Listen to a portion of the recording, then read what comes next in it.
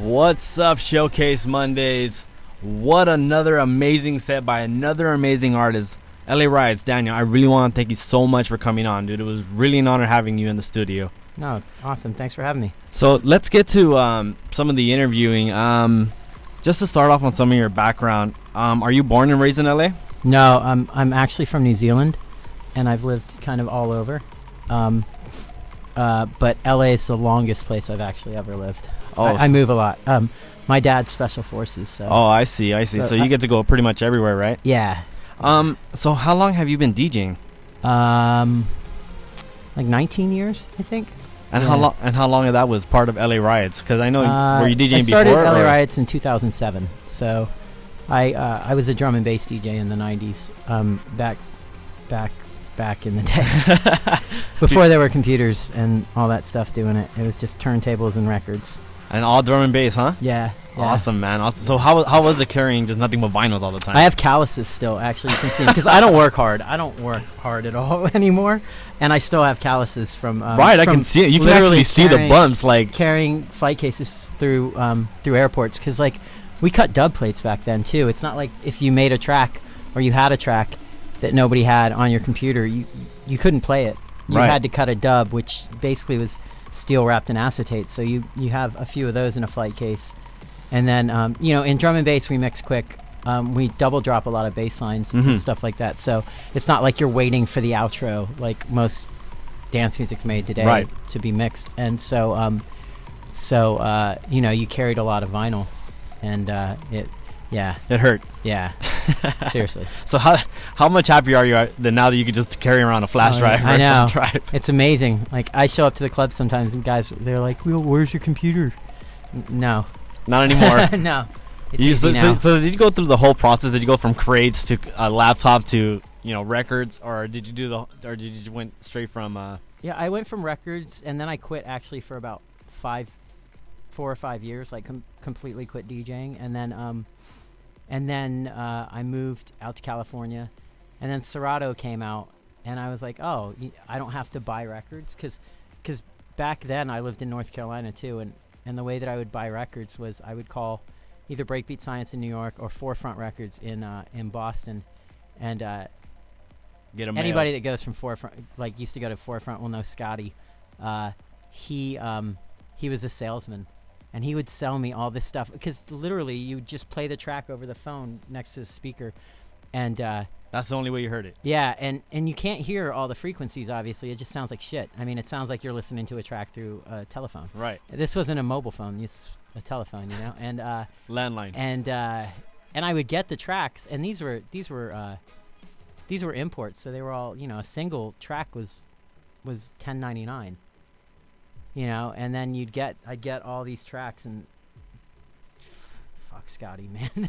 That guy, he didn't rip me off. I mean, he was good at selling shit sometimes. I would get these tracks and I'd be like, what is this?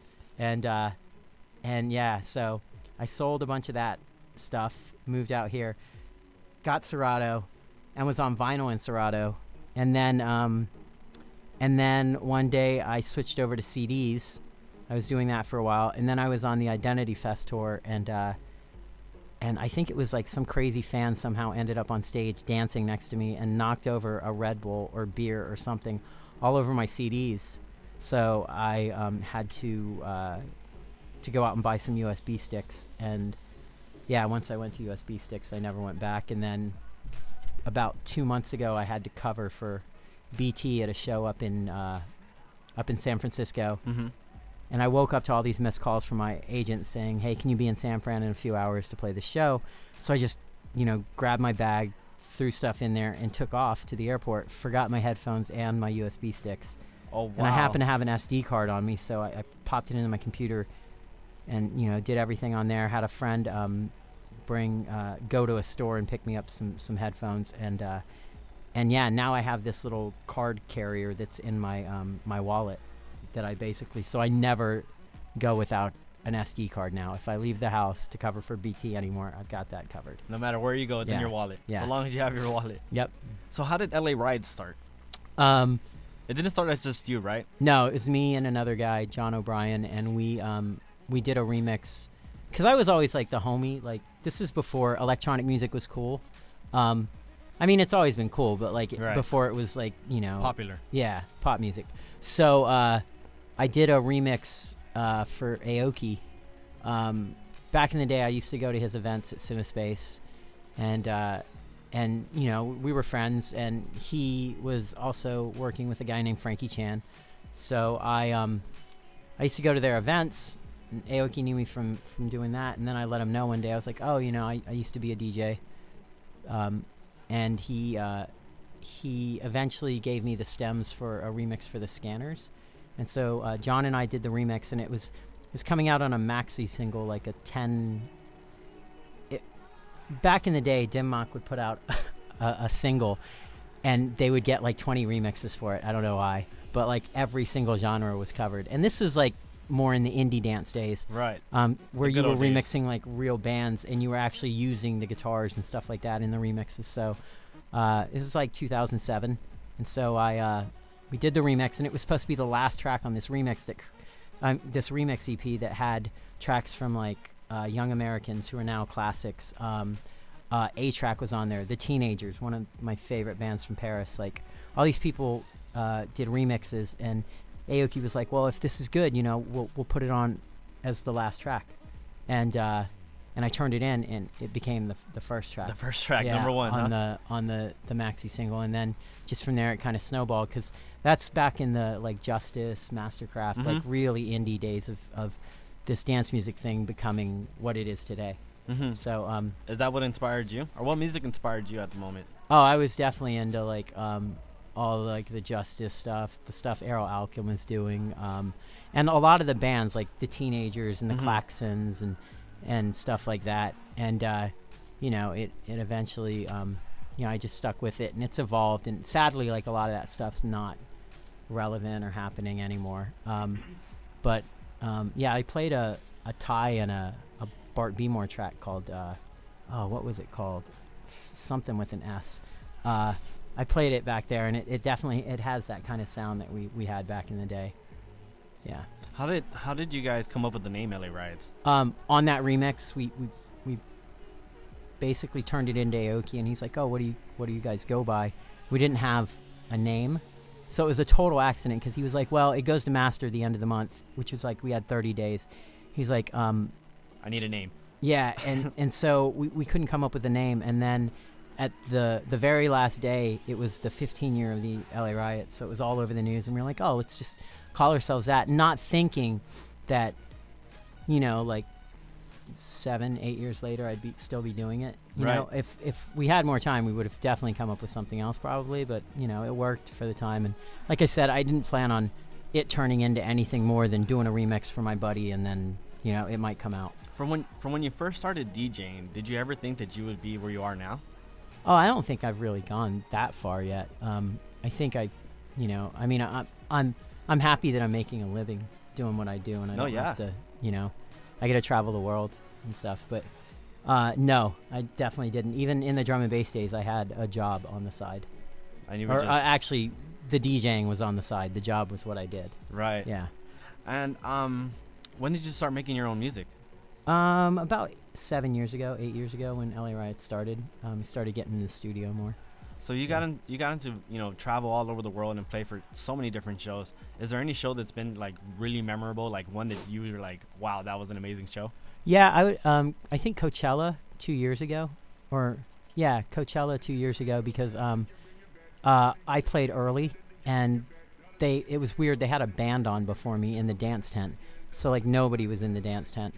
I don't even know who the band was. I'm sorry if I offend anybody, but literally like the Sahara tent's the biggest tent there, and there was nobody there. And within like 2 or 3 songs of me going on, because they had to break down, so there was 20 minutes of like nothing, and so people just kept filing in because like the LA Times and all this stuff had been like, oh, if you're going day 1, these are the acts to catch, and you were one of them. I was fortunate enough to be on that list.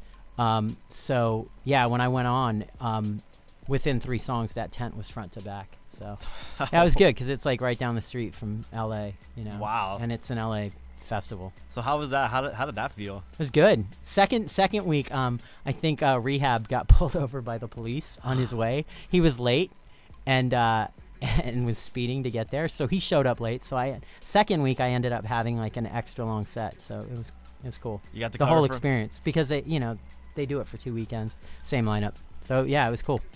That's amazing, dude. Yeah. That's sick. So what's in the future for you? I just finished a new track called Let You Go. I played tonight. Shopping that right now.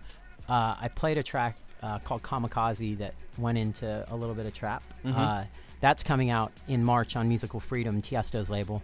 I also played a track called Buffalo Bill, which is a new remix for a new LA artist. I've kind of like eased back off of doing remixes because I think I've done like 100 or 200 at this point. And I'm primarily known as a remix artist. So now I'm just trying to focus more on original stuff and vocals on everything now. Do you do your own vocals? I mean, I'm not the girl that's singing on any of them. Right. But yeah, I mean, I bring in, it's a new process for me. Like you learning process. Yeah, definitely. But I'm liking the vocally stuff.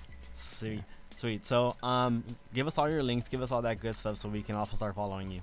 You can go to www.lariotsofficial.com, which in turn will direct you to the Facebook, which is facebook.com/LARiotsOfficial. On Instagram, some dipshit has LA Riots, so I'm just under there as Daniel Riots. On Twitter, I'm /LA Riots, and on SoundCloud, I am /LA Riots. There you guys have it. Do you want to give any shout-outs? To my backup dancer, I don't know if you guys got to see him, but that was Thank You X. I did a track with him that came out on Dim Mak in October called Rewind. I played it in the set, but that was my backup dancer tonight. Was that actually? Did that make it on yeah, air? It made okay, it. It definitely made it. Lost viewers.